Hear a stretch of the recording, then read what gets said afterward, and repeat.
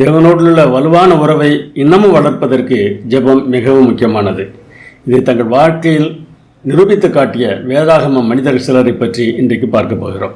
இன்றைய பாடத்தில் தானியேல், மோசே பற்றி ஏராளமான நிகழ்ச்சிகள் உள்ளன. ஏனோக்கு, எரேமியா, நேகேமியா பற்றியும் பார்ப்போம். ஜெபம் பண்ணுவோம். ஜெபத்தை கேட்கிறவரே, மாம்சமான யாவரும் உம்மிடத்தில் வருவார்கள். மெய்யாகவே நீர் எங்களுக்கு செவி கொடுக்கிறீர். உம்மிடத்தில் நாங்கள் பேசுவதன் மூலமாக உம்மோடுள்ள உறவில் நாங்கள் வளர்கிறோம். அப்படிப்பட்ட வளர்ச்சியை சாத்தியமாக்க தகுந்த விதத்தில் நாங்கள் எதை கற்றுக்கொள்ள வேண்டுமோ அவற்றையெல்லாம் இந்த நாளிலே எங்களுக்கு கற்றுத்தர வேண்டுமாய் எங்கள் அருமைநாதர் இயேசு நாமத்தில் வேண்டுகிறோம். பரமபிதாவே, ஆமென். இன்றைக்கு கைபேசி ஒரு தொலை தொடர்பு கருவியாக இருக்கிறது.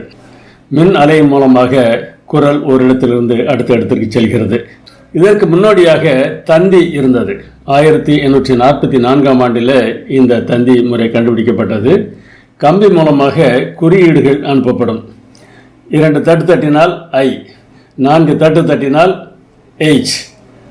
இந்த தந்தி முறையை கண்டுபிடித்தவர் சாமுவேல் மோர்ஸ் என்பவர்.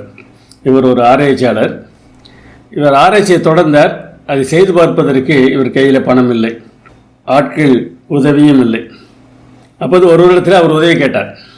அவர் பயன்படுத்தியது ஒரு தொலைதூர தொடர்பு சாதனம்தான். ஆனால் மனிதர்கள் கண்டுபிடித்த ஒரு சாதனம் இல்லை. ஆதாம் காலத்திலிருந்தே இருக்கிற ஒரு தொலைதூர தொடர்பு சாதனம். அது என்ன சாதனம் தெரியுமா? ஜெபம். சாமுவேல் மோர்ஸ் இந்த தந்தி முறையை கண்டுபிடித்ததற்காக அவருக்கு பாராட்டு கூட்டம் நடத்திய போது, நான் இதை கண்டுபிடித்தேன் என்று சொல்லாதிருங்கள், இது மக்களுக்கு தேவை என்று தேவன் எனக்கு இதை சொல்லிக் கொடுத்தார், நான் இதை செய்தேன் என்று சொன்னார். முறையை கண்டுபிடித்து ஆயிற்று. செய்து பார்க்க வேண்டும். கையில் பணம் இல்லை. எனவே தேவனுக்கு அவர் தந்தி அடித்தார். தந்தி இல்லை, தொலைபேசி மூலமாகவும் இல்லை, கைபேசி மூலமாகவும் இல்லை, நேரடியாக பேசினார். இப்போதும் நீர் உதவாவிட்டால் என்னால் ஒன்றும் செய்ய முடியாது. என்ன செய்வீர் என்பது எனக்கு தெரியாது. ஏதாகிலும் நீர் செய்தாக வேண்டும் என்று தேவனுடைய சமூகத்தில் ஜெபித்தார். 1843 ஆண்டு மார்ச் மாதம் 30 அமெரிக்க பாராளுமன்ற கூட்டத்தொடரின் கடைசி நாள். கடைசியாக ஒரு தீர்மானம் நிறைவேற்றினார்கள். இவருடைய வேண்டுகோள் ஏற்றுக்கொள்ளப்பட்டது. வாஷிங்டன் DC என்னும் இடத்திலிருந்து பால்டிமோருக்கு சோதனை முறை தந்தி கம்பி இணைப்புக்கு $30,000 தருவதற்கு பாராளுமன்றம் ஒப்புதல் வழங்கியது.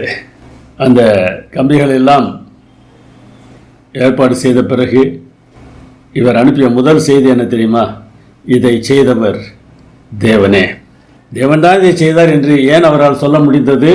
தேவனுக்கும் அவருக்கும் இருந்த ஜெப தொடர்பு. இந்த கண்டுபிடிப்பு மக்களுக்கு தேவை என்று தேவன் எனக்கு உணர்த்தினான், நான் செய்தேன் என்று அவர் சொல்கிறார் என்றால் என்ன அர்த்தம்? தேவனுக்கும் அவருக்கும் அப்படிப்பட்ட தொடர்பு இருந்தது. அதுதான் ஜெபம். பல சமயங்களில் ஜெபம் என்பது நாம் என்ன நினைக்கிறோம்? நமக்கு தேவையானதை எல்லாம் அவருக்கு சொல்வது என்று நினைக்கிறோம். இல்லை, ஜெபம் என்பது இருவழி பாதை.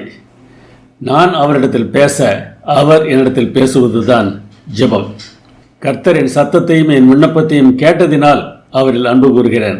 அவர் தமது செவியை எனக்கு சாய்த்தபடியால் நான் உயிரோடு இருக்கும் அளவும் அவரை தொழுது கொள்வேன் என்று சங்கீதக்காரர் சொல்கிறார். ஏன் அப்படி சொல்கிறார்?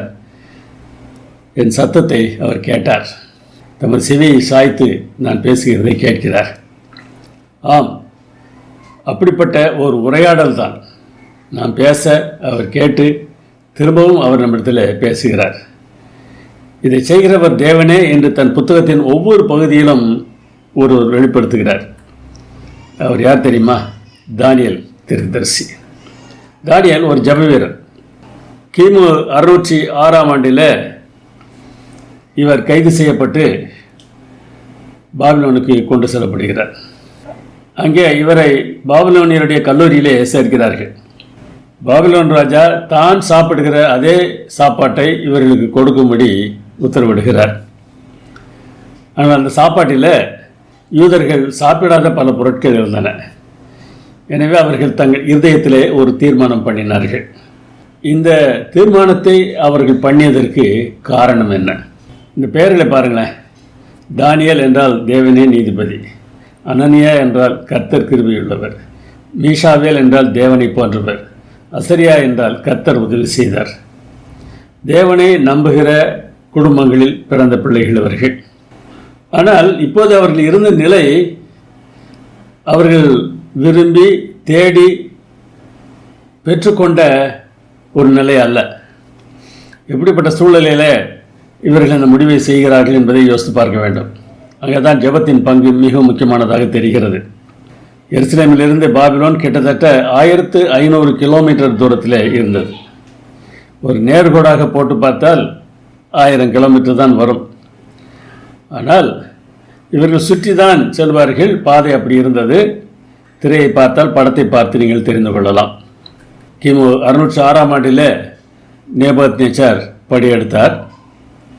கிட்டத்தட்ட 1000 பேரை கைது செய்து கொண்டு போனார்கள். தோராயமாக 1500 கிலோமீட்டர் பயணம் செய்திருக்கிறார்கள். 70 நாட்கள் குறைந்தபட்சம் பயணம் செய்திருப்பார்கள். உடை போன்ற தங்களுக்கு தேவையான பொருட்களை எல்லாம் அவர்கள் சுமந்து கொண்டு சென்றிருக்க வேண்டும். அது எவ்வளோ கஷ்டமாக இருந்திருக்கும் என்று யோசித்து பாருங்கள். பாபிலோனிய வீரர்கள் குதிரையிலோ தேரிலோ வந்திருப்பார்கள். ஆனால் இவர்கள் நடந்து செல்ல வேண்டும். இப்படியெல்லாம் கஷ்டப்பட்டு பாபிலோனுக்கு வந்த பிறகு பாபிலோன் ராஜா தான் சாப்பிடுகிற சாப்பாட்டை அவர்களுக்கு கொடுக்க சொல்கிறார். இல்லை இல்லை, இது போன்ற உணவுகளை சாப்பிடக்கூடாது என்று தேவன் சொல்லியிருக்கிறார். எனவே நாங்கள் சாப்பிட மாட்டோம் என்று சொல்கிறார்கள் என்றால் அதற்கான காரணம் என்ன? எப்படி இவர்களாலே அவ்வாறு சொல்ல முடிந்தது? நம்ம யோசித்து பார்க்க வேண்டும். தானியேல் 1ஆம் அதிகாரத்தில் நமக்கு காரணம் தெரியவில்லை. ஆனால் 2ஆம் அதிகாரத்தை பார்க்கும்போது தான் இந்த காரணம் விளங்குகிறது. ராஜா ஒரு சொப்பனம் காண்கிறார். சொப்பனத்தையும் அதன் அர்த்தத்தையும் சொல்ல வேண்டும் என்று தன்னுடைய நாட்டு ஞானிகளுக்கு கட்டளையிடுகிறார். யாராலும் முடியவில்லை. தானியேலும் அந்த ஞானிகளில் ஒருவராக எண்ணப்பட்டதினால அவருக்கும் இந்த செய்தி வருகிறது. சொப்பனத்தையும் அர்த்தத்தையும் சொல்லாவிட்டால் கொலை செய்யப்படுவீர்கள் என்று செய்தி வருகிறது. அப்பொழுது கொஞ்சம் கால தவணை கேட்கிறார். இதற்கான விளக்கத்தை நாங்கள் சொல்ல முடியாது, தேவன் தான் சொல்ல வேண்டும். எனவே கொஞ்சம் கால தவணை தேவை என்று தவணை கேட்டு அடுத்தவர்கள் என்ன செய்தார்கள்? பரலோகத்தின் தேவனை நோக்கி இரக்கம் கேட்கிறதற்காக தன்னுடைய நண்பர்களுக்கு சொல்லி அவர்கள் ஜெபித்தார்கள். ராக்காலத்தில் தரிசனத்தில் தானியேலுக்கு மறைபொருள் வெளிப்படுத்தப்பட்டது. பிரச்சனை என்று வந்த மாத்திரத்தில் இங்கே இருந்து தப்பி ஓடுவது எப்படி என்றெல்லாம் அவர்கள் யோசிக்கவில்லை. இதற்கான தீர்வு யாரிடத்தில் இருக்கிறதோ அவரை தேடினார்கள். இந்த பழக்கம் இந்த பிள்ளைகளிடத்தில் ஆரம்ப காலத்திலிருந்தே இருந்திருக்கிறது. அதனால்தான் தாங்கள் சாப்பிடாத சாப்பாட்டை கொடுத்து சாப்பிட சொன்னபோது கடவுளத்தில் கேட்டு அவர் என்ன சொல்ல சொன்னாரோ அதை இவர்கள் சொல்லியிருக்கிறார்கள். எல்லா ஜபங்களும் நமக்கு இங்கே சொல்லப்படவில்லை. ஆனால் சொல்லப்படுகிற ஜபங்களையும் பிரச்சனைகளை இவர்கள் எவ்வாறு அணுகினார்கள் என்பதையும் பார்க்கும்போது இவருடைய ஜப வாழ்க்கை எப்படிப்பட்டதாக இருந்திருக்கும் என்பது தெரிகிறது. சொப்பனமும் சொப்பனத்திற்கான அர்த்தம் என்ன என்பதும் சொல்லப்பட்ட போது தானியேல் சாட்சி சொல்கிறார். எனக்கு திறமை அதிகம், எனக்கு ஞானம் அதிகம், நான் இவ்வளவு படித்திருக்கிறேன், அதனால் என்னால் இதற்கு விளக்கம் சொல்ல முடிகிறது என்று எந்த சுயமேன்மையும் அவர் பேசவில்லை. தேவனுடைய நாமத்திற்கு ஸ்தோத்திரம் உண்டாகட்டும். ஞானமும் வல்லமையும் அவருக்குரியது. காலங்களையும் சமயங்களையும் மாற்றுகிறவர், ராஜாக்களை தள்ளி ராஜாக்களை ஏற்படுத்துகிறவர். இந்த சமயத்தில் தமிழ்நாட்டிலே இதை நாம் ஞாபகத்தில் வைத்திருக்கத்தான் வேண்டும். இன்னார் தான் ராஜாவாக வர வேண்டும் என்று பல மனிதர்கள் ஆசைப்பட்டாலும் யார் ராஜாவாக ஆகப் போகிறார் என்பதை தேவன் தீர்மானிக்கிறார். அநேக மக்கள் என்ன ஆசைப்படுகிறார்களோ அது போன்ற ராஜாக்களை கொடுத்து விடுகிறார். அதில் கஷ்டமோ நஷ்டமோ சந்தோஷமோ அதை நாம் அனுபவிக்க வேண்டியதும் இருக்கிறது. ஞானிகளுக்கு ஞானத்தையும் அறிவாளிகளுக்கு அறிவையும் கொடுக்கிறவர், ஆழமும் மறைபொருளுமானதை வெளிப்படுத்துகிறவர். இருளில் இருக்கிறது அவருக்கு தெரியும், அவரிடத்தில் தான் வெளிச்சம் இருக்கிறது என்றெல்லாம் தேவனை பற்றியே பேசிக்கொண்டிருக்கிறார். நமக்கு கொடுக்கப்பட்ட மேன்மையான காரியங்கள் நிமித்தமாக தேவனை நாம் பாராட்டி புகழ்ந்து பேசுகிறோமா? சொப்பனமும் அர்த்தமும் தெரிந்த பிறகு அவர் ஸ்தோத்திர ஜெபம் செய்கிறார். நாங்கள் வேண்டிக் கொண்டதை நீர் எங்களுக்கு தந்தீர், அதற்காக உம்மை துதித்து புகழுகிறேன் என்று ஜெபிக்கிறார். அந்த இடம் மாத்திரமல்ல, இந்த புத்தகம் முழுவதுமே அவர் ஜெபித்தது நேரடியாகவோ மறைமுகமாகவோ சுட்டி காட்டப்பட்டு தான் இருக்கிறது. 6ஆம் அதிகாரத்தில் ஒரு சம்பவத்தை பார்க்கிறோம். தானியேலை ராஜா ஒரு முக்கியமான பதவிக்கு கொண்டு வர நினைக்கிறார். அதை அந்த நாட்டில் இருந்த மற்ற அதிகாரிகள் எதிர்க்கிறார்கள். ஆனால் வெளிப்படையாக பேச முடியவில்லை. தானியேலை எப்படியாக கொன்றுவிட வேண்டும் என்று அவர்கள் திட்டமிடுகிறார்கள். அவர்கள் எல்லாருக்கும் தெரிந்த ஒன்று, தானியேல் தினமும் ஜெபிக்கிறவர், தேவனிடம் ஜெபிக்கிறவர் என்பது அவர்கள் எல்லோரும் அறிந்திருந்த ஒரு உண்மை. எனவே அதை பயன்படுத்தி ராஜாவிடத்தில் சொல்கிறார்கள், யாராவது இனி 30 நாட்கள் உம்மை தவிர வேறு யாரிடத்திலாகிலும் ஏதாகிலும் கேட்டால், ஜெபம் பண்ணினால் அவர்கள் சிங்க கேவியிலே போடப்பட வேண்டும். ராஜாவுக்கு அந்த நேரத்தில் யோசிக்க முடியவில்லை. சில சமயங்களில் தேவன் அனுமதிக்கத்தான் செய்கிறார். அவருடைய பிள்ளைகள் வெளிப்படுவதற்கு இது போன்ற காரியங்கள் அவசியமாகத்தான் இருக்கின்றன. கையெழுத்து வைத்து விடுகிறார். அதற்கு பிறகு வேதாகம் சொல்கிறது, தானியேலவென்றால் அந்த பத்திரத்திற்கு கையெழுத்து வைக்கப்பட்டது என்று அறிந்த போதிலும் தன் மேலறையிலே எருசலேமுக்கு நேராக பலகணிகள் திறந்திருக்க அங்கே தான் முன் செய்து வந்தபடியே தினம் 3 வேளையும் ஜெபம் பண்ணி ஸ்தோத்திரம் செலுத்தினான். சிலர் இடத்துல கேட்டிருக்கிறார்கள், இவர் ஏன் பலகணிகளை திறந்து வைத்து ஜெபிக்க வேண்டும்? பேசாமல் மேலறையிலே தனியாக ஜெபித்து விட வேண்டியது தானே. ஒன்று என்னால் உறுதியாக சொல்ல முடியும், நீ எப்பொழுதும் போலவே ஜெபம் பண்ணு, நான் பார்த்து கொள்கிறேன் என்று ஆண்டவர் அவரிடத்தில் சொல்லியிருப்பார். அவருடைய ஜெப வாழ்க்கை அப்படிப்பட்டது. பின்னாலே ஜெபத்தில் உறுதியாய் தரித்திருங்கள் என்று பவுல் எழுதுகிறார் அல்லவா, அப்படிப்பட்ட தன்மை இவரிடத்தில் காணப்பட்டது. என்ன நேரிட்டாலும் நான் ஜெபிப்பேன். வேத வாசிப்பும் ஜெபமும் மிகவும் மிகவும் முக்கியமான செயல்களாகும். இந்த இரண்டிலுமே தேவனும் நாமும் ஒருவரோடு ஒருவர் பேசிக்கொள்கிறோம். வேத வாசிப்பு எழுதப்பட்ட வார்த்தைகளை மனதில் வைத்து நாம் ஆண்டவத்தில் கேள்விகள் கேட்டால் தேவன் நமக்கு பதில் தருகிறார். ஜெபம் என்பது எழுதப்படாத வார்த்தைகள், அவ்வப்போது தேவன் நமக்கு சொல்ல வேண்டிய ஆலோசனைகள். ஜெபத்தின் மூலமாக அவற்றை நாம் பெற்றுக்கொள்கிறோம். எரேமியா புத்தகத்தை இவர் ஆராய்ந்து பார்த்தபோது தன்னுடைய தவறுகள் எல்லாம் இவருக்கு தெரிகின்றன. சிறைப்பட்டு 70 ஆண்டுகளுக்கு பிறகு விடுதலை கிடைக்கும் என்றும் அவருக்கு தெரிகிறது. அவர் ஜெபிக்கிறார் பாருங்கள். வேதாகமத்தை நன்காக வாசித்திருக்கிறவர் என்பது நமக்கு தெரிகிறது. ஜெபத்தில், ஆண்டவரே, நாங்கள் நல்லவர்கள் இல்லை, உமக்கு விரோதமாய் பாவம் செய்தவர்கள், உம்முடைய கற்பனைகளை கை கொள்ளவில்லை, உம்முடைய நியாயங்களை விட்டு விலகிவிட்டோம். நாங்களும் எங்கள் ராஜாக்களும் எங்கள் பிரபுக்களும் எங்கள் பிதாக்களும் வெட்கத்திற்குரியவர்கள். லேவியராமம் அப்படித்தான் சொல்கிறது. நீங்கள் செய்த தவற்றை மாத்திரமல்ல, உங்கள் பிதாக்கள் செய்த தவற்றையும் நீங்கள் அறிக்கையிட்டு கேட்கும்போது சிறையிருப்பிலிருந்து உங்களுக்கு விடுதலை கிடைக்கும் என்று ஆண்டவர் ஏற்கனவே சொல்லியிருக்கிறார். வேதாகமத்தை படிப்பது எவ்வளோ முக்கியம் என்பதை பாருங்கள். நாமும் கூட சில சமயங்களிலே அவர் ஜெபிக்க வேண்டியவர்களாக இருக்கலாம். நம் பெற்றோர்கள் செய்த பாவங்களை அறிக்கையிட்டு தேவனுடைய சமூகத்தில் மன்னிப்பு கேட்க வேண்டியவர்களாக இருக்கலாம். ஏன் அப்படி செய்ய வேண்டியது இருக்கிறது? எங்கள் பக்கம் நியாயம் இருக்கிறது என்று பேசாமல் தேவன் பக்கம் மாத்திரம்தான் நியாயம் இருக்கிறது என்று ஒத்துக்கொள்வதற்கு இவையெல்லாம் அவசியமாக இருக்கின்றன. தேவன் அவருக்கு பதில் கொடுத்தார் என்று பார்க்கிறோம். 10ஆம் அதிகாரத்திலும் இதே போல 3 வாரங்கள் ஜெபிக்கிறார், உபவாசம் இருக்கிறார். ஆனால் பதில் கிடைப்பதாக தெரியவில்லை. சில சமயங்களில் இவ்வாறு ஜெபம் செய்ய வேண்டியது இருக்கிறது. பிடிவாதமான ஜெபம். 21 நாட்களுக்கு பிறகு காபிரியேல் தூதன் வந்து அவர்களிடத்தில் பேசுகிறார். தானியேலே, பயப்படாதே, நீ அறிவை அடைகிறதற்கு உன் மனதை செலுத்தின முதல் நாள் துவக்கி உன் வார்த்தைகள் கேட்கப்பட்டது. ஞாபகத்தில் வச்சுக்கோங்க. எவ்வளோ காலமாக ஜெபம் பண்ணிகிட்டு இருக்கிறேன், கடவுளுக்கு கேட்கலையா? கடவுளுக்கு கேட்குது. நீங்கள் கேட்குறத நிறுத்தின பிறகும் கூட அவருக்கு தெரியும் நீங்கள் கேட்டீங்கன்றது. ஆனால் நீங்கள் கேட்கிறதை எப்பொழுது உங்களுக்கு கொடுத்தால் உங்களுக்கு நன்மை என்பது உங்களுக்கு தெரியாது, அவருக்கு மாத்திரம்தான் தெரியும். அதனால் சரியான நேரத்தில் அவர் செயல்படுவார். சில சமயங்களில் சில எதிர்ப்புகளும் இருக்கலாம். இங்கே பிசாசானவன் பெர்சியா ராஜ்யத்தின் ராஜாவுக்கு பின்னராக இருந்து எதிர்த்து கொண்டிருக்கிறான். அதனால் தாமதமானதாக காபிரியேல் தூதன் இங்கே விளக்கம் சொல்கிறார். எவ்வளோ முக்கியம் இந்த ஜெப வாழ்க்கை, நமக்கு எவ்வளோ முக்கியம். ஜெபிக்கும்போது நம்முடைய உடல் பாவனை நாம் யாரோடு பேசுகிறோம் என்பதை காட்டுகிறது. நான் ஒரு பள்ளிக்கூடத்தை நடத்தி கொண்டிருந்த போது ஒரு தொலைபேசி அழைப்பு அலுவலகத்திற்கு வந்தது. அங்கே அலுவலகத்திற்கு சென்ற ஒரு கடைநிலை ஊழியர் தான் உட்கார்ந்து இருக்கிற இடத்திலிருந்து உடனடியாக எழுந்து நின்று அந்த தொலைபேசியில் பேசினார். நான் அவரிடத்தில் தொலைபேசியை வாங்கி பிறகு நான் பேசினேன். பிறகு ஒருத்தர் சொன்னேன், நீங்கள் உட்கார்ந்தே பேசியிருக்கலாமே, ஏன் எழுந்து பேசினீர்கள் என்று கேட்டேன். அவர் சொன்னார், ஐயா தாசில்தார் பேசினார், நான் எப்படி உட்கார்ந்து பேசுவது என்று சொன்னார். தாசில்தார் அவரை பார்க்கவில்லை. இவர் உட்கார்ந்து பேசுகிறாரா நின்று பேசுகிறார் என்பதெல்லாம் தாசில்தாருக்கு தெரியாது. ஆனால் தாசில்தார் என்ற மாத்திரத்தில் மனதில் ஒரு மரியாதை வருகிறது அல்லவா?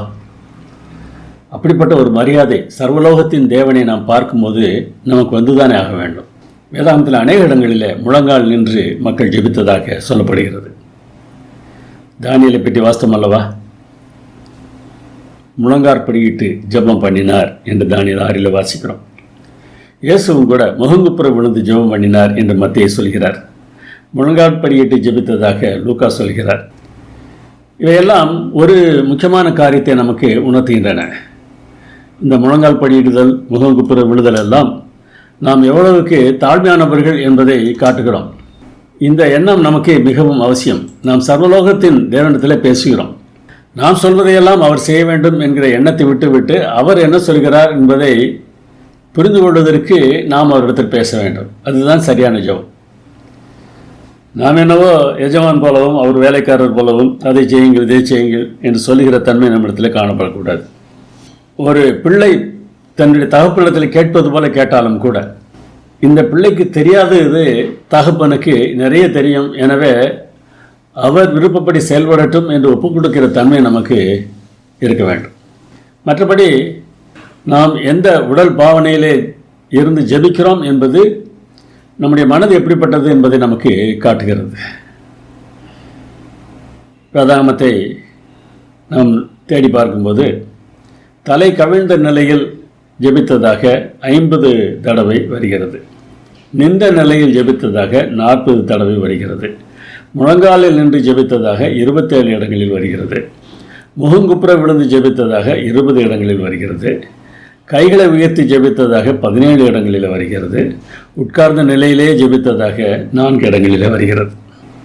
எந்த உடல் பாவனை சரியானது என்று கேட்டால், எந்த உடல் பாவனையில் உங்களுடைய மனநிலை தேவனை தேவனாக பார்க்கிறதோ அந்த உடல்நிலையில் இருந்து நீங்கள் ஜெபம் பண்ணுங்கள். அதுதான் முக்கியம். ஒரு முகங்குப்புற விழுவதனாலோ முழங்கால் நிற்பதினாலோ தாழ்மையானவர்களாக மாறிவிடப் போவதில்லை. மனதிற்குள்ளாக எல்லா அகந்தையும் வைத்துக்கொண்டு என்னை தாழ்த்துகிறேன், உண்மை போற்றுகிறேன் என்றெல்லாம் பேசுவது நமக்கு கைவந்த கலை. உங்களுடைய உண்மையான நிலை எப்படி இருக்கிறது என்பதை நாம் யோசித்து பார்க்க வேண்டும். நான் அமெரிக்கன் கல்லூரியில் படித்து கொண்டிருந்த நாட்களில் என்னுடைய பெரியப்பா வீட்டில் நான் தங்கி படித்து வந்தேன்.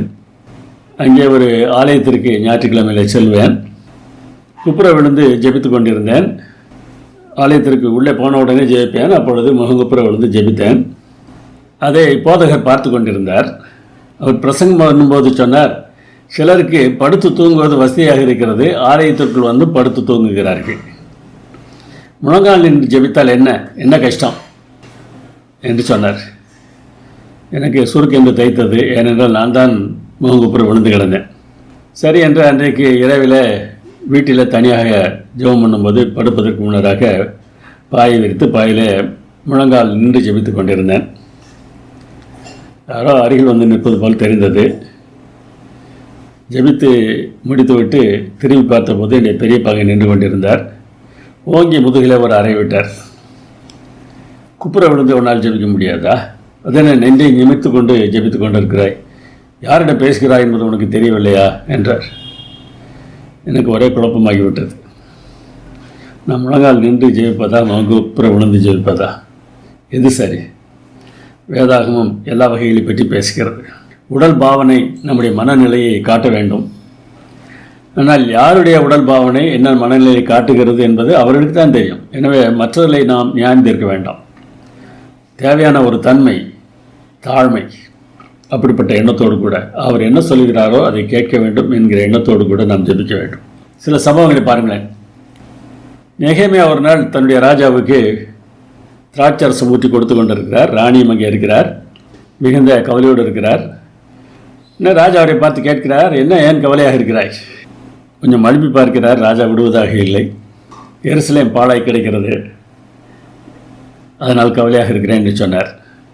இன்னும் ராஜா அவரை பார்த்து கேட்கிறார், உனக்கு என்ன செய்யணும்? அப்போது நெகேமியா என்ன செய்தார் என்பதை நெகேமியா 2ஆம் அதிகாரத்தை வாசிக்கிறோம். அப்பொழுது நான் பரலோகத்தின் தேவனை நோக்கி ஜெபம் பண்ணி ராஜாவை பார்த்து, அடியனுக்கும் அது சமூகத்தில் தயை கிடைத்ததானால் என் பட்டணத்தை கட்டும்படி யூதா தேசத்துக்கு நீர் என்னை அனுப்ப வேண்டிக் கொள்கிறேன் என்று சொன்னார். ராஜாவோடு பேசிக்கொண்டிருக்கிறார். ராஜா கேட்கிற கேள்விக்கு பதில் சொல்ல வேண்டும். அப்போ உடனடியாக ஐயா இந்த வர்றேன் அப்படின்னு இங்கே ஒரு மூலையான ஒரு இடத்த பார்த்து முழங்கால் பிடிக்கிட்டு, ஆண்டவரே நான் என்ன பண்ணணும்னு நான் கேட்டேன். நின்று கொண்டிருக்கிற நிலையில் தன் மனதிலே தேவனோடு பேசுகிறார். இது தாங்க உண்மையான ஜெபம். நாம் பொதுவாக வழக்கமாக பண்ணுகிற ஜெபம் முழங்கால் பிடிக்கிட்டு அல்லது முகம் குப்புற விழுந்து நெடுஞ்சான் கிடையாக விழுந்து நாம் ஜெபிக்கலாம். ஆனால் அது மாத்திரம்தான் ஜெபம் பண்ண வேண்டிய நேரம் இல்லை. இதுபோல ஒரு கேள்வி எழும்புகிறது, என்ன பதில் சொல்ல வேண்டும் தெரியவில்லை, நாம் ஜெபிக்கலாம் அல்லவா? நெகேமியா அப்படி ஜெபித்தார். ராஜா முன்னராக நின்றிருக்கிற அதே நிலையில் தேவனுடைய சமூகத்தில் ஜெபித்தார். தானியேலை பாருங்களேன். ராஜா ஒரு சொப்பனம் காண்கிறார். சொப்பனத்தில் ஒரு மரம் வெட்டப்படுகிறது. அந்த மரம் ராஜாவை தான் சுட்டி காட்டுகிறது. ராஜா இந்த சொப்பனத்தை தானியேலுக்கு சொல்லி அர்த்தம் கேட்கிறார். வேதம் என்ன சொல்லுது பாருங்க. அப்பொழுது தானியேல் ஒரு நாளிகை மட்டும் திகைத்து சிந்தித்து கலங்கினான். என்ன பதில் சொல்றதுன்னு அவரால் தெரியல. அதனுடைய அர்த்தம் எப்படி இவருக்கு உடனே சொல்ல முடிஞ்சு? இவருக்கு ஞானத்தினால அப்படி சொல்லிட்டாரா? 2ஆம் அதிகாரத்தை சொல்லியிருக்கிறார், தேவனே ஆழமும் மறைபொருளுமானதை வெளிப்படுத்துகிறவர். எப்பொழுதும் இதை நாம் மனதில் வைத்திருக்க வேண்டும். தேவனுக்கு தான் எல்லாம் தெரியும், தேவன் தான் சொல்லணும், தேவன்கிட்ட தான் கேட்கணும். அப்போ ஜெபிக்கிறதுக்கு நேரம் கிடைத்தது, போய் கேட்டார்கள். இப்பொழுது தனியாக போய் ஜெபம் பண்ணுவதற்கெல்லாம் நேரம் இல்லை. ராஜா கேள்வி கேட்டார், பதில் சொல்ல வேண்டும். ஒரு நாளிகை மட்டும் திகைத்து சிந்தித்து கலங்கினான் என்று சொல்லப்படுகிறது. கொஞ்ச நேரம் கலங்கி போய் நிற்கிறாரு. அந்த கொஞ்ச நேரம் துவங்கும்போது தேவனத்தில் ஜெபித்திருக்கிறார், தேவன் பதில் கொடுத்திருக்கிறார். பதிலை கேட்ட மாத்திரத்தில் அவர் திகைத்து போனார்.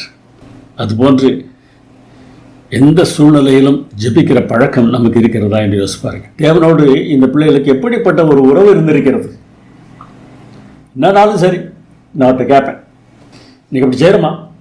மறுபடியும் அதே மாதிரி 5ஆம் அதிகாரம் பெல்சாத்சார் இந்த தானியேலை கூப்பிடுகிறார். ஒரு கையொறுப்பு வந்து பதிலில் சில வார்த்தைகள் எழுதியது. தானியேலை கூப்பிட்டு ராஜா சொல்லுகிறான், பொருளை வெளிப்படுத்தவும் கருகலானவைகளை தெரிவிக்கவும் உன்னை குறித்து கேள்விப்பட்டேன். இப்பொழுது நீ இந்த எழுத்தை வாசிக்கவும் இதன் அர்த்தத்தை எனக்கு தெரிவிக்கவும் உன்னாலே கூடுமா என்று கேட்கிறான். அர்த்தம் சொல்லுகிறார். எப்படி சொல்லியிருப்பார்?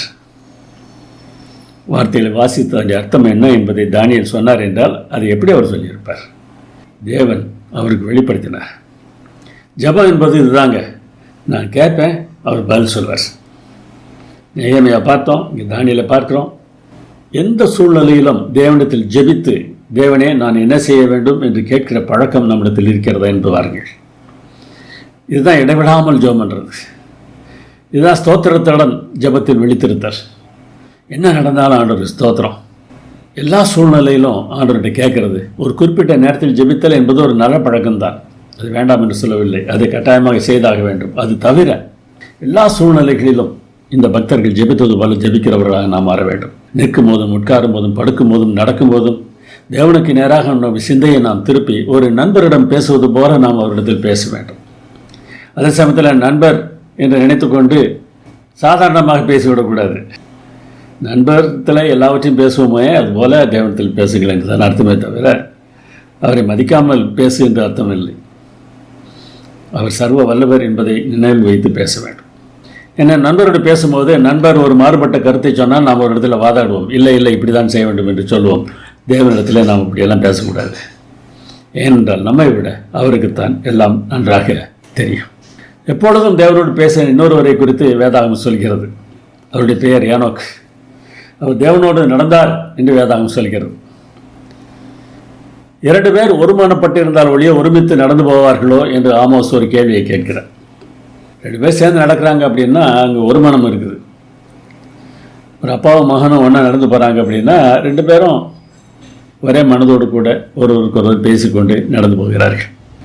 இப்படிப்பட்ட நடத்தையில் அவர் எப்படி பேசுவார். என்ன பேசுவார்? ஆமோஸ் அதே அதிகாரத்தில் இன்னொரு 4 வசனம் கழித்து நம்ம வாசிக்கிறோம். கர்த்தராகிய ஆண்டவர் தீர்க்கதரிசிகளாகிய தம்முடைய ஊழியக்காரருக்கு தமது ரகசியத்தை வெளிப்படுத்தாமல் ஒரு காரியத்தையும் செய்யார். தம்முடைய ஊழியக்காரருக்கு ரகசியத்தை வெளிப்படுத்துவார். ரகசியம் என்பதற்கான எபிரேய வார்த்தை சாட். சாட் என்பது ஒரு ஆலோசனை கூட்டம். யோபு 1 அதிகாரத்தில் பார்க்கிறோம் அல்லவா, அதுபோன்ற ஆலோசனை கூட்டம் தான் இங்கே சாட் என்று அழைக்கப்படுகிறது. அந்த ஆலோசனை கூட்டத்தில் செய்யப்படுகிற தீர்மானங்களும் சாட் என்று அழைக்கப்படுகின்றது. இதை விளக்கமாக பார்க்க வேண்டும் என்றால் இந்த வார்த்தை எங்கெல்லாம் வருகிறது என்று வேதாகமத்தில் நாம் ஆராய்ந்து பார்க்க வேண்டும். பரலோக சபையில் செய்யப்படுகிற தீர்மானத்தை தேவன் தம்முடைய ஊழியக்காரருக்கு சொல்லுவாராம். சிலர் இந்த வசனத்தை சொல்லிக்கொண்டு இயேசு கிறிஸ்து இந்த தேதியில் வருவார், இந்த வருஷத்தில் வருவார், இந்த மாதத்தில் வருவார் என்றெல்லாம் பேச ஆரம்பித்து விடுகிறார்கள். அவர் எதையாவது காண்பித்தால் அது நடக்கும். காண்பிக்க மாட்டேன் என்று சொல்லிவிட்டால் காண்பிக்க மாட்டார், அவ்வளோதான். பரலோக மன்றத்தில் செய்யப்படுகிற தீர்மானம் என்ன என்பதை அவர் தம்முடைய பிள்ளைகளுக்கு பேசுவதற்கு ஆயத்தமாக இருக்கிறார். ஏனோக்கு அப்படிப்பட்ட ஒரு நபர். ஏனோக்கு மெத்தூசலாவை பெற்றபின் 300 வருஷம் தேவனோடு சஞ்சரித்து கொண்டிருந்தார் என்று ஆதியாகமம் 5 அதிகாரத்தில் வாசிக்கிறோம். எப்போதிருந்து? மெத்தூசலாவை பெற்ற பின்பு. அப்படியானால் தன்னுடைய குழந்தை வளர்ப்பில் தேவனுடைய தன்மையை அவர் பார்க்கிறார். தனக்கு தன் குழந்தையின் மேல் இருந்த பாசத்தில் தேவனுக்கு தன்மேல் இருக்கிற பாசத்தை அவர் பார்க்கிறார். இங்கே சஞ்சரித்து என்கிற வார்த்தை கிரேக்க மொழியில் பிரியமாக நடந்து என்று மொழிபெயர்க்கப்பட்டிருக்கிறது. கிரேக்க செத்துவஜிந்த் மொழிபெயர்ப்பில் தேவனோட பிரியமாக சஞ்சரித்து கொண்டிருந்து என்று இருக்கிறது. தேவனோடு நடந்ததுனால இவர் குடும்ப வாழ்க்கையிலே உலக வாழ்க்கை இல்லாமல் போய்விட்டார் என்று அர்த்தம் இல்லை. சிலர் அப்படியெல்லாம் பெருமை அடைக்கிறார்கள். நான் கடவுளுக்காக வேலை செய்கிறதுல என் குடும்பத்தெல்லாம் மறந்துடுவேன், அப்படிலாம் மறக்க சொல்லிலாம் ஆண்டவர் சொல்லலை. தேவனோடு சஞ்சரித்து கொண்டிருந்த நாட்களில் அவர் குமாரரையும் குமார்த்திகளையும் பெற்றார். அப்படியானால் இந்த சஞ்சரித்தல் எப்படிப்பட்டது? அவர் பேச, இவர் கேட்க, அவர் என்ன சொல்லுகிறாரோ அதன்படி செய்கிறவராக இவருடைய வாழ்க்கை இருந்திருக்கிறது. இதைத்தான் எபிரேயரில் அதன் எழுத்தாளர் கூறுகிறார். அவன் தேவனுக்கு பிரியமானவன் என்று அவன் எடுத்துக்கொள்ளப்படுவதற்கு முன்னமே சாட்சி பெற்றான். இந்த பிரியமானவன் என்கிற வார்த்தை செப்துவஜிந்த் கிரேக்க மொழிபெயர்ப்பிலிருந்து வந்த வார்த்தை. அதற்கு காரணம் என்ன? எப்படி அவர் பிரியமானவனாக மாறினார்? விசுவாசம் இல்லாமல் தேவனுக்கு பிரியமாயிருப்பது கூடாத காரியம். எல்லாம் கவனிங்க. விசுவாசம்னா என்னன்றதை இந்த அதிகாரத்தில் ஆரம்பம் சொல்லியிருக்கிறாரு. காணப்படாதது, ஒரு காணப்படாத ஒன்றை.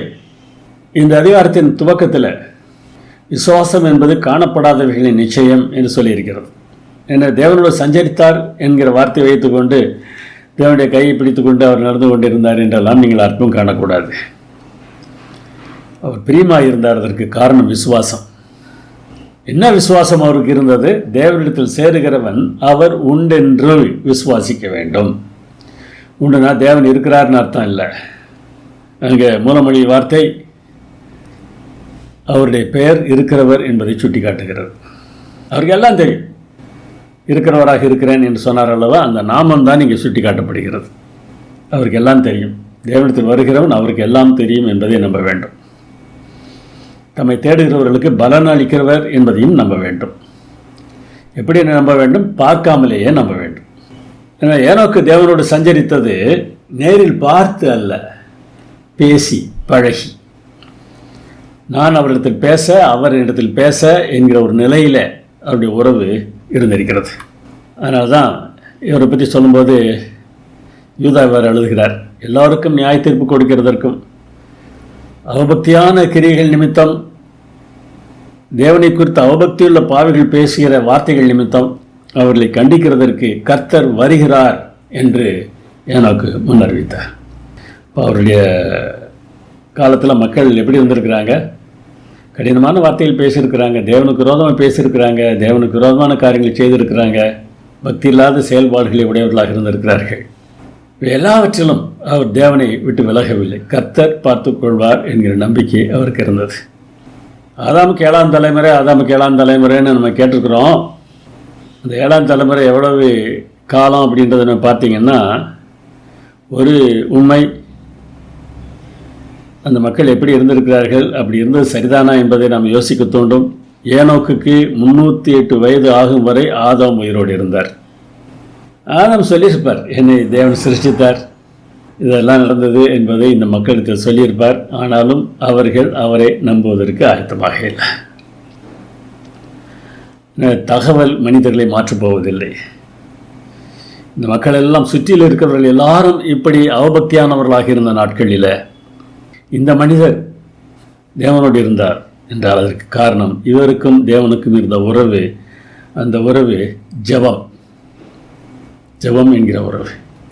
அதனால் எல்லா சூழ்நிலைகளிலும் அவரை நோக்கி கூப்பிடுவதற்கு நாம் பழகிக்கொள்ள வேண்டும். ஒரு முறை எரேமியாவே ஒரு கிடங்கில் தூக்கி போட்டு விடுகிறார்கள். ஒரு உடையான சேர், தண்ணீர் இல்லாத கிணறு. அதை பற்றி அவர் எழுதுகிறார் பாருங்கள். மகா ஆழமான கிடங்கிலிருந்து கர்த்தாவே உம்முடைய நாமத்தை பற்றி கூப்பிட்டேன், என் சத்தத்தை கேட்டீர், நான் உம்மை நோக்கி கூப்பிட்ட நாளிலே நீர் அணுகி பயப்படாதே என்றீர் என்று புலம்பலில் எழுதுகிறார். எப்படி உதவினார்? ஒரு எத்தியோப்பியன் வந்து காப்பாற்றுகிறார். இப்படி அவர் கிணறுல தூக்கி போட்டாங்க, காப்பாற்றணும் அப்படின்னு போய் ராஜாட்ட சொல்லி ஒரு 30 பேரை கூப்பிட்டு வந்து அந்த ஏபெத் மெலேகு என்கிற எத்தியோப்பியன் அவரை காப்பாற்றுகிறார். பாருங்கள், யாரையோ ஒருத்தர் அனுப்பி ஒரு கூட்டத்தை கூப்பிட்டு வந்து காப்பாற்றுறதுக்கு தேவனால் முடியும். எப்படி? தொலைதூர தொடர்பு வசதியை அவர் பயன்படுத்தினார். தேவனிடத்தில் கேட்டார், தேவன் ஆளை அனுப்பினார். இன்று உங்கள் அன்றாட வேலைகளை செய்யும்போது இயேசுவோடு பேசும் வகையில் எங்கே ஜெபம் செய்வீர்கள், எப்படி ஜெபம் செய்வீர்கள்? அன்றாட வேலைகளை செய்யும்போது எங்கே ஜெபம் செய்வீர்கள்? எங்கே வேலை செய்து கொண்டிருக்கிறீர்களோ அங்கேயே ஜெபம் செய்யுங்கள். கண்ணை திறந்திருந்த நிலையில் கூட ஆண்டவரத்தில் கேட்கலாம். தேர்வு எழுதி கொண்டிருக்கிறீர்கள், பாடத்தை படித்திருக்கிறீர்கள், அந்த கேள்விக்கு பதில் தெரியும், இப்பொழுது நினைவுக்கு வரமாட்டேன் என்கிறது ஜெபத்தில் ஜெபிக்கலாம். பாடமே படிக்காமல் ஆண்டவர்கிட்ட போய் ஆண்டவரை இந்த கேள்விக்கு பதில் எனக்கு சொல்லித்தாங்கலாம் கேட்காதீங்க. அதுபோல் ஒவ்வொரு சூழ்நிலையில் படிப்பு என்பது தான் இல்லை. எல்லா சூழ்நிலைகளிலும் தேவனை நாம் தேடுகிறவர்களாக காணப்பட வேண்டும். தேவன் நமக்கு நிச்சயமாக உதவி செய்வார். சொல்லுவோமா? தேவன் நல்லவர். எல்லா காலங்களிலும் எல்லா சூழ்நிலைகளிலும் என்ன நேரிட்டால் தேவன் நல்லவர். நான் அதற்கு சாட்சி. ஒவ்வொரு காலையில் நான் 2 மணி நேரம் ஜெபத்தில் செலவிட தவறினால் அந்த நாளெல்லாம் சாத்தான் வெற்றி பெற்று விடுகிறான். எனக்கு செய்ய வேண்டிய வேலைகள் மிகவும் அதிகமாக உள்ள போது 3 மணி நேரம் ஜெபத்தில் செலவிடாமல் நான் என் காரியங்களை சரியாக செய்ய முடியாது என்று மாற்றி முதல் சொல்வாராம். நான் பொதுவாக என்ன சொல்லுவேன், இன்றைக்கி வேலை அதிகம், அதனால் ஜெபம் பண்ணுறதுக்கு நேரம் இல்லை. வேலை அதிகம் என்றால் அந்த வேலை செய்து முடிப்பதற்கு ஞானம் அதிகம் தேவை, வல்லமை அதிகம் தேவை. எனவே நாம் அதிகமாக தேவனிடத்தில் நேரம் செலவிட வேண்டும். மோசேயுடைய வேலை எவ்வளோ பெருசுன்னு யோசிச்சு பாருங்கள். கிட்டத்தட்ட 30 லட்சம் பேர் யுத்தம் செய்யக்கூடிய வீரர்கள் மாத்திரம் 6 லட்சத்துக்கு மேலே இருந்தாங்க. இவரும் இதுபோல் ஒரு ஜெப வீரர் தான். சில சம்பவங்களை பார்ப்போமா? இஸ்ரேல் மக்களை நீர் பலியிடுவதற்கு அனுப்ப வேண்டும் என்று ராஜாவிடத்தில் போய் மோசே கேட்கிறார். உடனே விடுதலை செய்து அனுப்பிவிட்டானா? அவன் சொல்கிறான், இவங்களுக்கு கொஞ்சம் வேலை குறைவாக இருக்குது, சோம்பேறித்தனமாக இருக்கிறாங்க, அதனால தான் கடவுளை கும்பிடணும்னு சொல்கிறாங்க. இன்னும் வைக்கல் கொடுக்காதீங்க, செங்கல் எப்போ மாதிரி இருக்கணும், ஆனால் வைக்கல் அவங்களே பார்த்துக்கிட்டோம் அப்படின்னு சொன்னாங்களாம். எப்படி இருந்திருக்கோம்? மோசே ஆண்டவர்கிட்ட போய் கேட்குறாரு, ஆண்டவரே இந்த ஜனங்களுக்கு தீங்கு வர பண்ணினது என்ன, ஏன் என்னை அனுப்பினர்? பேசலாங்க, இப்படிலாம் பேசலாம், எனக்கு என்ன செய்கிறதுன்னு தெரியலையே, விடுதலை கிடைக்கப் போகிறது சொல்லித்தானே நான் பேசினேன், ஆனால் சூழ்நிலை மாறி நடக்கிறதே, என்ன செய்வது? விடுதலையும் கிடைத்தாகிற்று. வனாந்தரத்தில் வருகிறார்கள், தாகத்தோடு இருக்கிறார்கள், குடிக்க தண்ணீர் கிடைக்கவில்லை. கடைசியாக ஒரு இடத்துக்கு வந்துட்டாங்க, அங்கே தண்ணீர் இருக்குது, குடிக்கலன்னா கசப்பாக இருக்குது. இப்போ ஒன்று ஆண்டவர் நோக்கி தான் கூப்பிடுறார். ஆண்டவர் ஒரு மரத்தை காண்பித்தார், அதை அவர் வெட்டி அந்த தண்ணீரில் போட்ட மாத்திரத்தில் தண்ணீர் மதுரமான தண்ணீர் ஆயிற்று என்று வேதம் சொல்கிறது. என்ன பிரச்சனையாக இருந்தாலும் என்ன செய்வது என்பதை அவரிடத்திலே கேட்கலாம், அவர் பார்த்துக்கொள்வார். மறுபடியும் தண்ணீர் குடிக்கிறதுக்கு தண்ணீர் இல்லை. ரெவிதம் என்கிற இடத்துல எங்களை கொண்டு போடுவதற்கு தான் எங்களை எல்லாம் கூட்டிகிட்டு வந்தியா அப்படின்னு மோசேட்ட கேட்குறாங்க. ஆண்டவர் தான் போகிறார், இந்த ஜனங்களுக்கு நான் என்ன செய்வேன், இவர்கள் என்மேல் கல்லறிய பார்க்கிறார்களே என்று ஜெபிக்கிறார். ஆண்டவர் சொல்கிறார், உன்னுடைய கோலை எடுத்துக்கொண்டு போய் கண்மலையை அடி, தண்ணீர் வரும். இதாங்க ஜெபம். என்ன செய்யணும்னு அவர்கிட்ட கேட்கணும், அவர் பதில் சொல்வார். இவர் என்ன ஜெபம் பண்ணல, நான் என்னுடைய கோலை எடுத்துக்கொண்டு போய் கண்மலை அடிக்கப் போகிறேன், தண்ணீர் வர வேண்டும் என்று தேவனத்தில் சொல்லலை. நான் என்ன செய்வேன் என்று கேட்கிறார். நீ இதை செய் என்று ஆண்டவர் சொல்கிறார். அப்படிப்பட்ட ஜெபம் நமக்கு இருக்கிறதா என்பதை யோசித்து பாருங்கள். பிறகு கொஞ்சம் காலம் போகுது, அவர்களுக்கு மன்னா கிடைக்கிறது, ஆனால் திருப்தி இல்லை. கொஞ்சம் சாப்பாடு திருப்தியாக கிடைச்சுன்னா சும்மா இருக்காது நமக்கு வாயும் மனசும். அது வேணும், இது வேணும், மதிப்பு வேணும், இறைச்சி வேணும், இப்படி தான் தேட ஆரம்பிச்சிடும். இங்கே இறைச்சி தேடுறாங்க. ஆண்டுகிட்ட போய் ஒரு ஜெபிக்கிறார், இப்பொழுதே என்னை கொண்டு போடும். உன்னை ஆண்டு சொல்லார், ஏன் கவலைப்படுறேன், நான் இறைச்சி கொடுக்குறேன், மாதம் முழுதும் அவங்க புசிக்கட்டும். அப்படின்னா காலாட்களே 6 லட்சம் பேர் இருக்கிறாங்க. இறைச்சி கொடுப்பேன் நீ சொல்லிட்டீரே, எப்படி அது நடக்கும் அப்படின்னு ஆண்டுகிட்ட கேட்குறார். கர்த்தருடைய கை குறுகி இருக்கிறதோ, என் வார்த்தையின்படி நடக்குமா நடவாதோ என்று நீ இப்பொழுது காண்பாய் என்று சொல்கிறார். அவர் சொன்ன மாத்திரத்தில் காற்று வீசுகிறது, எங்கிருந்தோ காடைகள் வந்து அங்கே குவிகின்றன. மனசில் என்ன நினைக்கிறோமோ அதெல்லாம் அவர்கிட்ட சொல்லலாங்க. தீர்வு அவருடையது, அவர் பார்த்துக்கொள்வார். சில சமயங்களில் கேட்ட உடனே கிடைக்காம போயிடலாம். ஒரு மாதிரி ஆண்டவத்தில் கேட்குறாரு, உம்முடைய மகிமையை நான் பார்க்க வேண்டும். ஆண்டவர் சொல்கிறாரு, என் முகத்தை பார்த்தோன்னா நீ செத்து போயிடுவ, கேட்காத அப்படின்னு சொல்கிறார். அப்போ மகிமை காண்பித்தா அவர் இறந்து விடுவார். இன்னும் அவர் கேட்டது ஆண்டவர் கொடுக்கவில்லை. மோசே மரித்த போது 120 வயது. வேதாம் சொல்கிறது, அவன் கண் இருளடையவில்லை, பலன் குறையவில்லை. ஒரு மலையின் மேலே ஏற சொல்கிறார். அந்த மலையின் உயரம் 2680 அடி உயரம் கடல் மட்டத்தில் இருந்து. அந்த பகுதி தரைமட்டத்திலிருந்து கிட்டத்தட்ட 600 அடி உயரம் ஏறினார். 600 அடி உயரம் ஏறிட்டார். யாரும் கூட போகல. முடிந்தது. 120 வயதில் அப்படி முடிந்தது. என்ன சாகக்கூடிய நிலையில் அவர் இல்லை என்பது நமக்கு தெளிவாக தெரிகிறது. எனக்கு 72 வயதாகுது. நீ எங்கே தங்கியிருக்கீங்கன்னு கேட்கும்போது இடத்த சொன்னால், பிறகு அந்த கட்டடத்தை பற்றி விசாரிப்பாங்க. 2வது மாடி என்று சொன்னால் லிஃப்ட் இருக்குதா, எப்படி நீங்கள் போகிறீங்க, ஏறுறது கஷ்டம் இல்லையா அப்படின்னு கேட்பாங்க. இங்கே ஒரு மனுஷன் 120 வயதில் 600 அடி ஏறி இருக்கார். அப்படின்னா அவர் இப்படி இறந்திருக்க வேண்டும். யூத ரவிமார்கள் சொல்கிறார்கள், முன்னால் அவர் கேட்டார்ல, கிட்டத்தட்ட 40 வருஷத்துக்கு முன்னால் உங்களுடைய மகிமையை பார்க்கணுன்னு இப்போ மகிமையை காண்பித்தார், அவர் இறந்து விட்டார் என்று எழுதுகிறார்கள். ஆனால் அவர் உயிரோடும் இழந்து விட்டார். எப்படிப்பட்ட ஒரு பாக்கியம்னு பாருங்கள். கேட்ட உடனே கிடைக்காம இருக்கலாம், கேட்டபடி கிடைக்காமலும் கூட இருக்கலாம். அவர் சொல்கிறாரு, நான் கானான் தேசத்துக்கு உள்ளே போய் பார்க்கணும் அப்படின்னு கேட்குறாரு. ஆண்டவர் நண்பன்ட்ட பேசும்போதே பேசுகிறார், ஏய் நீ அதை பற்றி நீ மேல் பேசாத, அதை பற்றி நீ பேசக்கூடாது அப்படின்னு சொல்லிடுறாரு. ஏன்னா கானான் தேசத்துக்குள்ளே அவர் போக முடியல. அவ்வளோதானா? ஏற்கனவே பார்த்தோம், மோசே மரணத்துக்கு போய் உயிரோடு எழுப்பப்பட்டார். மற்ற எல்லா பரிசுத்தவான்களும் 2ஆம் வருகைக்கு காத்திருக்கிறார்கள் என்பதை எபிரேயர் புத்தகத்திலே நாம் வாசிக்கிறோம். 1 தெசலோனிக்கர் 4ஆம் அதிகாரமும் சொல்கிறது. ஆனால் மரித்து உயிரோடு எழுப்பப்பட்டு இவர் பரலோகம் சென்று விடுகிறார். எப்படி அது நமக்கு தெரியும்? இயேசுவானவர் மருவ மலைக்கு சென்றபோது அவரோடு பேசுவதற்கு மோசேயும் வந்தார். மோசே வந்து இயேசுவின் மரணத்தை குறித்து அவரோடு பேசினார். இவர் உயிர்த்தெழுந்து பரலோகம் சென்றதே இயேசு நிச்சயமாக மரிப்பார் என்பதின் அடிப்படையில் தான்.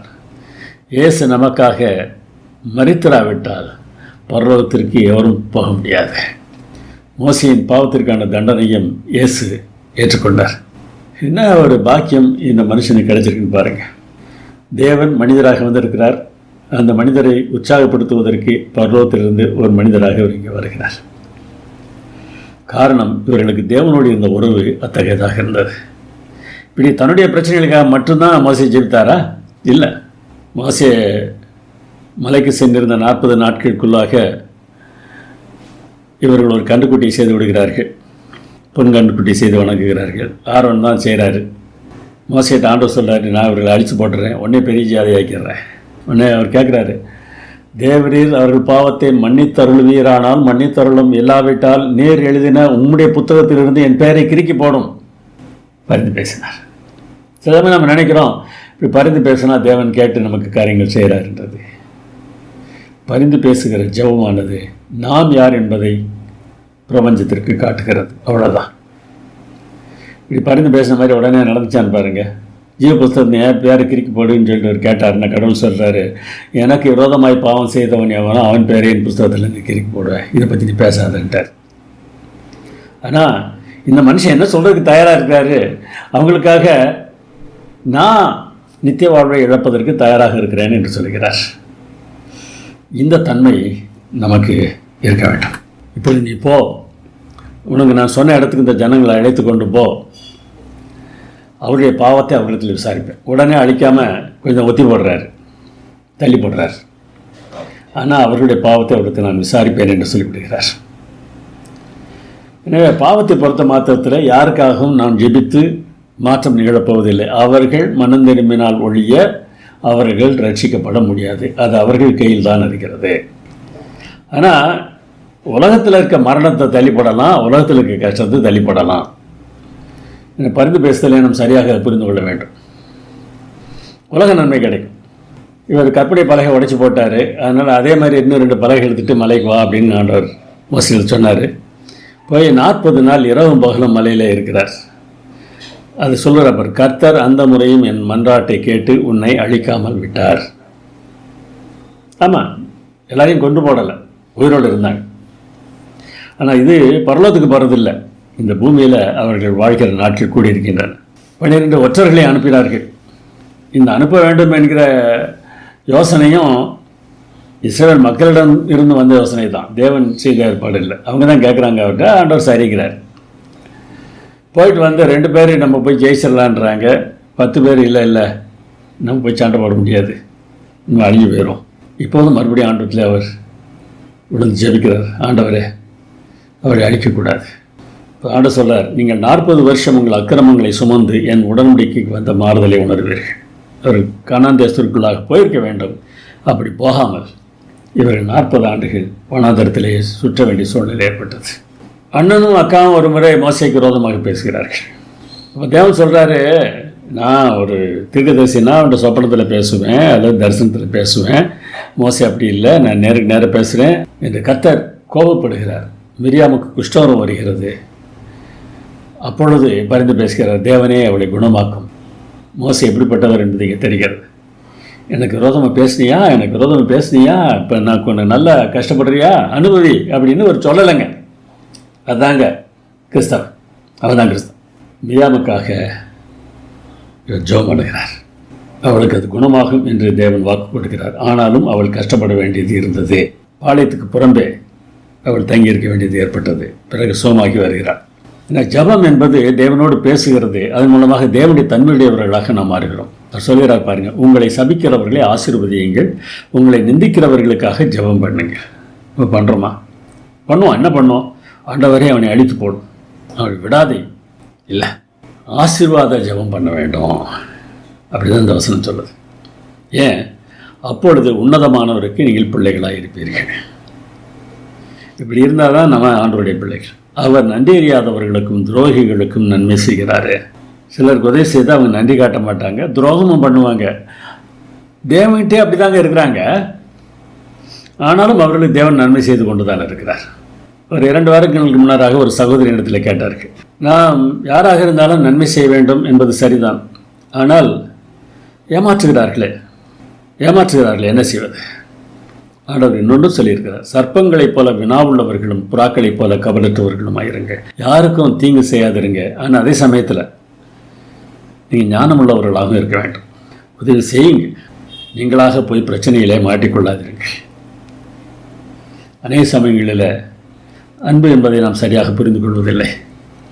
எப்படிப்பட்ட சூழ்நிலையிலும் அன்பு காட்டுகிறவர்களாக, மற்றவர்களுக்காக ஜெபிக்கிறவர்களாக, அவர்களுக்கு நன்மை செய்கிறவர்களாக நாம் இருந்தால் நம்முடைய வாழ்க்கை சந்தோஷமாக இருக்கும். மியான்மார் நாட்டில் என்பதை பர்மா என்று அழைப்பார்கள். எரிக் பி ஹேர் என்பவர் கிட்டத்தட்ட 20 ஆண்டுகள் வேலை செய்தார். 1915 1934 வரைக்கும் அங்கே ஊழியம் செய்திருக்கிறார். இவரை டாக்டர் முயல் என்று சொல்வார்கள். ஹேர் என்பது முயல் தானே. அந்த ஹேர் என்ற வார்த்தையை அந்த மக்களால் உச்சரிக்க முடியாது. எனவே ஆனால் ஹேர் என்றால் முயல் என்று அர்த்தம் என்று தெரிந்த மாத்திரத்தில் டாக்டர் முயல் என்று அவரை அழைப்பார்களாம். கரேன் என்கிற இன மக்கள் மத்தியில் அவர் ஊழியம் செய்தார். பொதுவாக மனிதர்கள் சுயநலம் மிக்கவர்கள். எது நல்லது என்கிற புரிதல் இருக்காது. நீங்கள் நல்லதே செய்ய போனாலும் அவங்களுக்கு புரியாது. அவங்க எது நல்லது நினைக்கிறாங்களோ அதை செய்தால் தான் அவங்களுக்கு பிடிக்கும். எது நல்லது என்று உங்களுக்கு தெரிந்திருக்கிறதோ அதை செய்தால் அவங்களுக்கு அது பிடிக்காது. உங்களை புரிந்து கொள்ள மாட்டார்கள். இந்த கிராமத்தார் அப்படி தான் இருந்தாங்க, அந்த பகுதி மக்கள் அப்படி தான் இருந்தாங்க. கிராம தலைவர் என்ன சொன்னார்னா, யாருக்கிட்டையும் உங்களுடைய மதத்தை பற்றி பேசக்கூடாது, ஜனங்கள்கிட்டையும் அவர் எதுவும் கூட்டம் நடத்தினார் நீங்கள் அங்கே போகக்கூடாது அப்படின்னு சொல்லிடுறார். ஜெபித்தார், ஆண்டவரே நான் எப்படி அவர்களுக்கு உதவி செய்வது? ஜெபந்தாங்க. புரிந்து கொள்வதற்கு தடையாக இருக்கிற தடைகளை அவரால் தான் உடைத்து போட முடியும். ஜெபித்தார், ஆண்டவரே நான் எப்படி அவர்களுக்கு உதவி செய்வது? அவருடைய மொழியை கற்றுக்கொண்டார். தனக்கு தெரிந்த மருத்துவ உதவிகளை அவருக்கு செய்தார். ஒரு நாள் கிராமத்தலைவருடைய மகள் வியாதிப்படுகிறாள். அங்கே இருக்கக்கூடிய மருத்துவரால் அவளை சோமாக்க முடியவில்லை. கடைசியில் டாக்டர் முயலை அழைக்கிறார்கள். எரிக் செல்கிறார். இரவு முழுவதும் அந்த குழந்தையோடு கூட அவர் உட்கார்ந்து இருந்தார். சின்ன சின்ன சிகிச்சைகள் தான் செய்தார். மகள் சுகமடைந்தாள். சுகமடைந்த பிறகு அந்த கிராம தலைவர் வெளியே வந்து தன்னுடைய மக்களை எல்லாரும் கூப்பிட்டு அழுகையோடு சொன்னாராம், இந்த மனிதர் நம்மோடு ஒருபோதும் சண்டையிடவில்லை, நம்மை அவமதிக்கவில்லை. நம் சொந்த மக்கள் நம்மை நேசிப்பதை விட இவர் அதிகமாக நம்மை நேசிக்கிறார். இவர் சொல்கிறபடி நாம் கேட்க வேண்டும் என்று சொன்னார். தேவனோடு நமக்கு உறவு இருந்ததென்றால் நம்முடைய வாழ்க்கை அப்படிப்பட்டதாகத்தான் இருக்கும். நாம் எப்படி இருக்கிறோம் என்பதை யோசித்து பாருங்கள். எப்பொழுதும் எல்லா சூழ்நிலைகளிலும் தேவனோடு பேசுகிறோமா? ஜெபம். எங்கள் நல்ல பிதாவே, நீர் இருக்கிறீர் என்பதை எங்களுடைய ஜெபத்திற்கு நீர் கொடுக்கிற பதில் மூலமாக காட்டி வருகிறீர். அதற்காக ஸ்தோத்திரிக்கிறோம். எப்பொழுதும் உம்மோடு நாங்கள் தொடர்பில் இருக்க உதவி செய்ய வேண்டுமாய் எங்கள் அருமைநாதர் இயேசு நாமத்தில் வேண்டுகிறோம் பரமபிதாவே. ஆமென்.